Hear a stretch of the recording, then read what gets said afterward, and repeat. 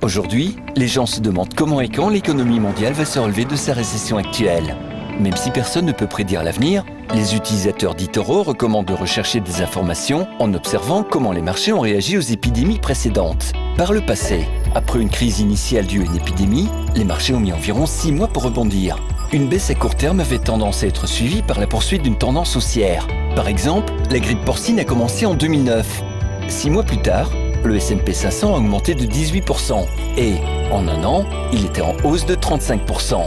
Bien que les rebonds passés ne permettent pas de prédire ce qui va se passer maintenant, ils peuvent faire la lumière sur ce qui pourrait nous attendre. Vous souhaitez obtenir plus d'informations ? Sur eToro, vous pouvez consulter, poser des questions et comparer les stratégies de plus de 10 millions d'utilisateurs du monde entier. Participez à la conversation.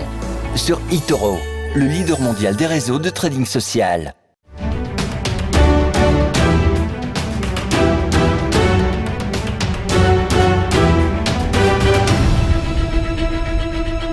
Tout de suite, un petit peu d'actualité économique. Tout d'abord, l'État français se désengage progressivement des mesures de chômage partiel. Ce dernier, accompagné de l'Unédic, prend en charge 100% de cette indemnité qui porte sur 84% du salaire net des employés ou 70% de leur salaire brut.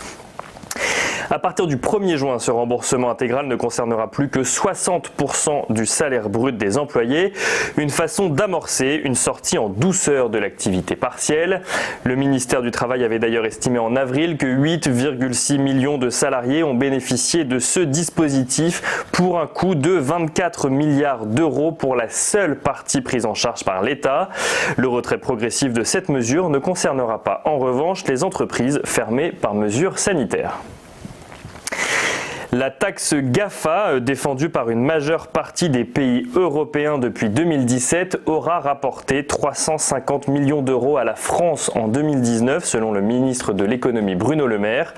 Un résultat inférieur aux estimations de 400 à 500 millions d'euros lors de l'adoption de cette taxe, mais qui n'est pas négligeable selon les mots de Bruno Le Maire. Ce dernier a d'ailleurs déclaré que les géants du numérique paieront une taxe en 2020.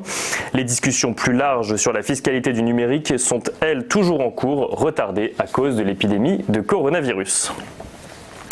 Et enfin, selon un sondage pour Les Échos, l'opinion publique reste prudente quant au déconfinement et souhaite que le gouvernement le soit aussi. 79% de Français sont favorables à la limitation de 10 des rassemblements sur la voie publique, soit 2 points de plus par rapport à fin avril. Une majorité de Français, 55% exactement, restent favorables à la fermeture des cafés et des restaurants jusqu'à début juin au moins. Et quant au maintien de la limite de déplacement à 100 km et la réouverture des parcs et jardins en zone rouge, ces mesures divisent les Français qui n'arrivent pas à se départager sur ces 2 points.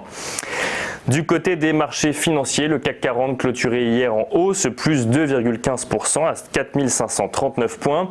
Du côté des marchés américains fermés hier, on vous rappelle les clôtures de vendredi dernier, le Dow Jones moins 0,04% à 24 456 points, le S&P 500 plus 0,24% à 2955 points et le Nasdaq Composite plus 0,43% à 9324 points.